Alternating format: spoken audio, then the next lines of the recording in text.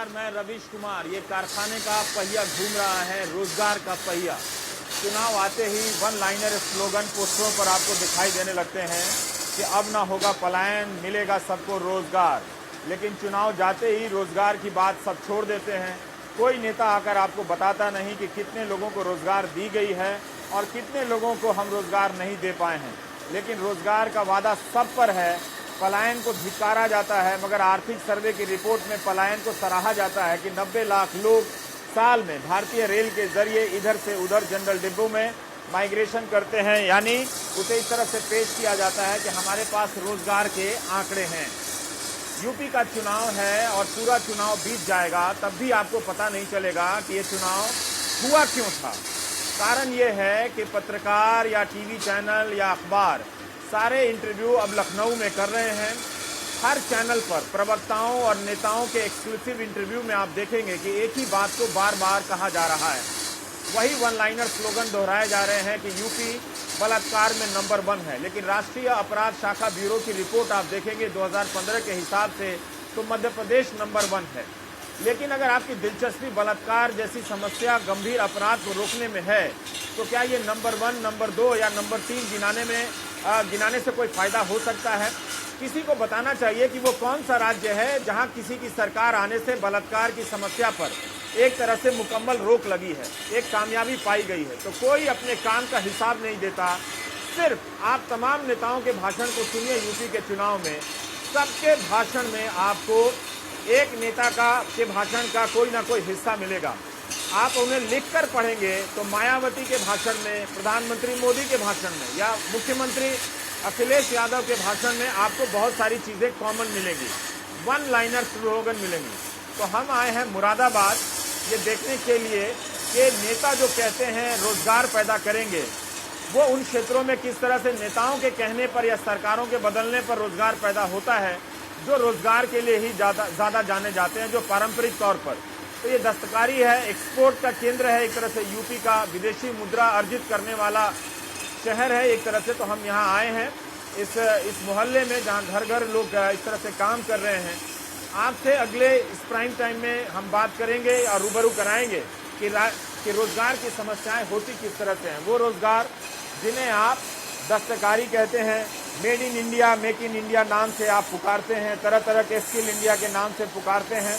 तो राज्य और केंद्र की नीतियाँ इन इलाकों को, इन रोजगार के इन क्षेत्रों में किस तरह से प्रोत्साहित करती हैं, उनका क्या असर होता है। तो हम अब आपको ये दिखाना चाहते हैं, यहाँ लोगों से बातचीत करेंगे इस जगह पे कि वाकई स्लोगन लिख देने से रोजगार पैदा होता है क्या। उसी स्लोगन राइटर से ये भी पूछना चाहिए कि जब ये लिख ही रहे हो कि रोजगार देंगे वादा, तो लिखने वाले की सरकार जो है वो किसी और राज्य में है, उसी राज्य का आंकड़ा दे दीजिए कि हमने वहाँ पर 2 करोड़ लोगों को, 5 करोड़ लोगों को, 20 लाख लोगों को रोजगार दिए हैं, हम यहाँ भी रोजगार देंगे। जो लोग यहाँ शासन कर रहे हैं उनसे भी पूछ लीजिए कि आप रोजगार देने का वादा कर रहे हैं, तो आप बता दीजिए, आप सरकार में हैं, आपने कितने लोगों को रोजगार दिया है। तो प्राइम टाइम में हम इसी पहलू पर बात करेंगे। कभी बढ़ोतरी हुई है आपकी फैक्ट्री में? लोग जो काम करते हैं, कहा जाता है कि रोजगार बढ़ेगा, तो कभी आपने देखा है? आप बताइए कि पहले यहाँ 10 लोग काम करते थे तो फिर 20 लोग आए, तो इसका पता चला कि रोजगार 10 लोगों का बढ़ा। रोजगार कम हो गया, कम हुआ है, कम हुआ, होता ही चला जा रहा है। 10 करते थे तो अब 4 या 6 करते हैं बस। मतलब पहले का मतलब नोटबंदी के पहले या नोटबंदी से पहले से भी? पहले से भी कम था, अब आगे और कम हो गया। अच्छा, पहले से 10 में कितना कम हुआ नोटबंदी से पहले? उस वक्त 2 कम हुए थे, अब 4 कम हुए। अच्छा, पहले 10 में से 2 कम हो गए और अब 4 कम हो गए, तो अब 6 लोग काम कर रहे हैं। पहले 8 काम करते थे, अब 6 लोग काम करते हैं। तो एक तरह से यहाँ रोजगार कम हो रहा है। और जो आपके लोग काम करते हैं उनको कितना पैसा मिलता है मजदूरी, मतलब कमाने वाले, प्रतिदिन कमाने वाले कितना कमाते हैं? 200 की, 250 200-250 रुपये कमाते हैं। तो वो एक तरह से न्यूनतम मजदूरी से नीचे या लगभग बराबर, मुझे ठीक मालूम नहीं आपके राज्य में न्यूनतम मजदूरी क्या है। तो ये कमाई का स्तर है जो लाखों हज़ारों लोग जिस सेक्टर में काम कर सकते थे, उनकी ये स्थिति। क्या बना रहे जी आप? ये नाम क्या है आपका? क्या बना रहे हैं? फूलदान बनते हैं। फूलदान। नोटबंदी का क्या असर पड़ा आपके यहाँ? बहुत असर पड़ा इसका। क्या असर पड़ा? हम तो बाहर से हैं। कारोबार 2 महीने काम बंद रहा है। 2 महीने काम बंद रहा है। काम बंद रहा है तो मेक इन इंडिया ये है, जहाँ कारीगर एक बात मैं जानना चाहता हूँ, क्या आप लोगों ने ऐसा कोई सर्वे किया है, ऐसा कोई हिसाब रखा है कि जो हर जगह 10 में से 4 मजदूर नहीं है, 6 में से 4 मजदूर नहीं है, उन पर क्या असर पड़ा है? उन्होंने उन दिनों में जो रोज कमाकर खाने वाले लोग हैं, उन दिनों में अपना गुजारा कैसे किया है? देखिए, किससे पैसा लिया है, सूद पे पैसा लिया है कि क्या किया है उन लोगों ने? मोदी जी, बहुत सारे लोग ऐसे हैं क्योंकि अपनी परंपरागत कलाओं से वो लोग महरूम हो रहे हैं। हाँ। वो लोग दिल्ली चले गए हैं, जीन्स का धागा काट रहे हैं। वो लोग पड़ोस में उत्तरांचल चले गए हैं, रिक्शा चला रहे हैं। कुछ लोग फल बेच रहे हैं, कुछ लोग अपने अपने तरीके से। लेकिन ये नोटबंदी के बाद किया है या पहले से ही कर रहे हैं? पहले से चलता चला रहा कि काम की कमी तो पहले से थी, हाँ, लेकिन नोटबंदी के बाद से ज़्यादा इसका असर पड़ा है। ज़्यादा असर पड़ा। और देखिए, इंडस्ट्री के 3 भाग हैं: एक्सपोर्टर, मैन्युफैक्चरर एंड आर्टिजन। हम ये दूसरा स्टेप हमारे पास है जहाँ हम लोग मैन्युफैक्चरर्स के यहाँ खड़े हैं। ये वो मैन्युफैक्चरर्स हैं जो छोटे कारीगर को माल अवेलेबल कराते हैं और छोटे अवेलेबल कराकर पूरी मार्केट में उसके ऊपर फोकस करते हैं।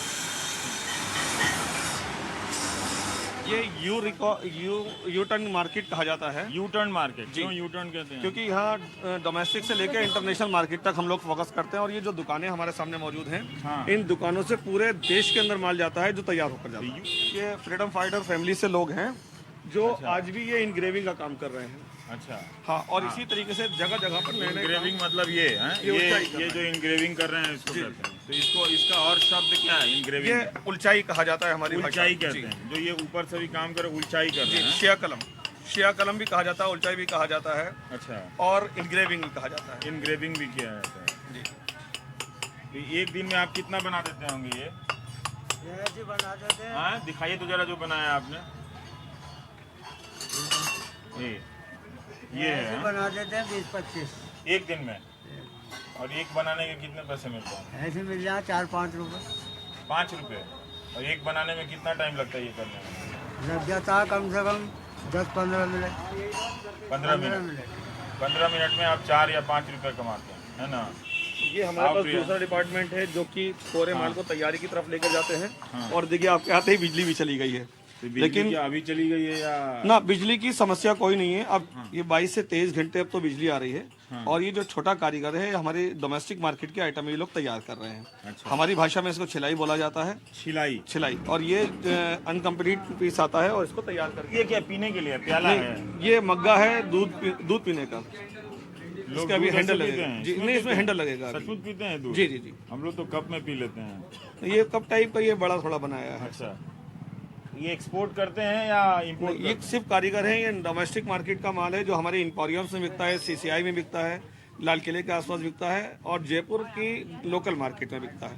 तो आपने अपना नाम नहीं बताया। मेरा नाम आजम अंसारी है। मैं ऑल इंडिया हैंडीक्राफ्ट बोर्ड का मेंबर हूँ भारत सरकार में। आप भारत सरकार में मेंबर हैं? और मैं पिछले 2012 से यहाँ मेंबर हूँ। अच्छा और दस्तकारों की समस्याएं बराबर भारत सरकार में उठा रहा हूँ। अच्छा, एक बात बताइए कि ये जो दस्तकारों का काम है सब, इस ट्रेड में, एक्सपोर्ट इंपोर्ट में, समाज की तरफ से देखें तो हिंदू व्यापारी कितने हैं, मुस्लिम व्यापारी कितने हैं? देखिए, जो हमारे बड़े वो लोग हैं, हाँ, वो ज़्यादातर हिंदू समाज से हैं। बड़े लोगों से मतलब जो exporter निर्यातक हैं, जो पूरी दुनिया को फोकस करते हैं, है, उनकी क्या संख्या होगी? उनकी 2000 से ज़्यादा वो लोग हमारे बीच मौजूद हैं। अच्छा, और उसके साथ साथ जो हमारे बहुत छोटे तबके के लोग हैं, वो पॉलिशिंग वगैरह, इंग्रेविंग वगैरह, हिंदू कारीगर हैं, लेकिन वो फैक्ट्रियों के अंदर काम पसंद करते हैं। हाँ। और हमारा मुस्लिम समाज का जो कारीगर है खास करके, वो छोटी गलियों में और अपने घरों में काम पसंद करता है। जो अच्छा वो ये फर्क है सर। अच्छा। एक्चुअल में मुरादाबाद इंडस्ट्री असंगठित क्षेत्र है। बाद में, हाँ असंगठित क्षेत्र है। हाँ और असंगठित होने के कारण हाँ, यहाँ अलग अलग काम अलग अलग तरीके से होते हैं। अच्छा, और चूंकि ये बिल्कुल निश्चित हैंडीक्राफ्ट है, हाँ। तो यहाँ मशीनों का प्रयोग कम है और ज़्यादातर हम लोग हैंड से ही हमारे लोग काम करते हैं। तो हम जिस गली में चल रहे हैं, तो ये इसकी जो चहल पहल है वो इसी तरह से शांत रहती है या बढ़ती भी है इसकी चहल नहीं पहल? नहीं, इसकी तो चहल पहल, ये तो एक तरीके से हाईवे समझ लीजिए, आर्टिजन्स का हाईवे। ये आर्टिजन का हाईवे है। हाँ। हाँ। और जब तक वो इन गली से नहीं गुजरेगा, हाँ। तब तक वो अपने काम को कंप्लीट नहीं कर पाएगा। तो इतने ये अभी सन्नाटा क्यों है, काम नहीं हो रहा क्या? क्योंकि नोटबंदी के बाद में 40% काम यहाँ रह गया है। क्योंकि जिन लोगों को रोजमर्रा पैसा चाहिए था, आज वो पैसा मार्केट में नहीं है। इसकी दिक्कत है। इसमें डेली का क्या मतलब, डेली डिमांड नहीं है मार्केट में? पहले जो एक्सपोर्ट हो रहा जैसे था, अभी जो हम लोग काम करते हैं, जैसे अभी हमने इनको नमूना दिया है, ये दोपहर को नमूना हमारा तैयार कर देंगे, पैकेट तैयार कर देंगे, तो हमें नगद पैसा चाहिए देने के लिए। अच्छा। नगद पैसा है नहीं, अब वो कहते हैं कि इन्हें पैसा अकाउंट से दीजिए। तो आपके पास कैशलेस नहीं है, वो सब भीम ऐप नहीं है आपके पास जो सरकार ने बनाया? नहीं, तो नोट से ही आपका सारा काम चलता है। कितना पैसा मिलता है इसका एक बनाने इसका 50 रुपये 100 रुपये। तो पहले आप नवंबर से पहले कितना दिन में कमा लेते थे? पहले ये था, ये 200-300 रुपये कम रहता है, अब 100-200 हैं? पर अंसारी जी ये बताइए कि अभी जो डिमांड है इंटरनेशनल वो तो कम नहीं हुआ होगा ना, वहाँ तो थोड़ी नोटबंदी का असर है। नहीं, उनका कम नहीं हुआ, लेकिन जो लोग असंगठित लोग थे, हाँ। वो संगठित होने में उनको दुश्वारी आ रही है। जिन लोगों का मैं ये कहूँ कि व्यापार कर रजिस्टर नहीं था, जीएसटी में हम लोग नहीं थे, हमारे लोगों को कोई टैक्सेस नहीं था, आज हम लोग उसको हल्का रहे हैं कि टेस्ट हम लोग कैसे दे पाए। जैसे आप कह रहे हैं कि 2000 व्यापारी लोग हैं, इसके एक्सपोर्टर हैं, बड़े एक्सपोर्टर, जी, जी। है ना। तो जो दस्तकार लोग हैं उनकी क्या संख्या रहती ये है 3,60,000 दस्तकार इंटरनेशनल लेबर ऑर्गेनाइजेशन के सर्वे के अनुसार हैं यहाँ पे? जी। 3,60,000। 3,60,000 और इसमें दोनों उनमें से समुदाय के लोग? दोनों समुदाय के लोग हैं। ज्यादातर मुस्लिम है ना? 80% मुस्लिम लोग समाज के लोग। ये कास्टिंग का हमारा काम हो रहा है। सिल्ली वाले को नगद पैसा चाहिए होता है। अच्छा। ये कहता है मुझको ड्राफ्ट से और चेक से कोई पेमेंट नहीं चाहिए। ये कारीगर हैं, ये भी कहते हैं कि हमको नगद पैसा चाहिए। तो जो नकदी के ऊपर जैसे पीछे से मोहर लगी है, उसको लेते हुए अब दुकानदार उतना काम कर रहा है जितना उसके पास पैसा है, जिसके चलते उसका सीधा असर इन लोगों पर पड़ा है। जितना वो दे सकता है। अब तो 3 लाख से ज्यादा का कैश आप लेन देन कर ही नहीं सकते ना। नहीं, 3 लाख रुपए में होता क्या है, उसके ऐसा 700 किलो माल आता है 3 किलो में, और ये 200 किलो माल रोज लगाते हैं। 150 किलो माल, वो कितने का होता होगा? 150 150 किलो माल आप 300 रुपए किलो के हिसाब से लगा लीजिए। हाँ, 4.5 लाख का हो गया। 4.5 लाख का माल आपकी दुकान में आता है रोज? है मैं एक और कारीगरों के पास, लेबर के पास थक जाता। ये अलग अलग तरीके की ढलाई है। 4 तरह का माल होता है। ये 100-150 किलो माल रोज लगाते हैं।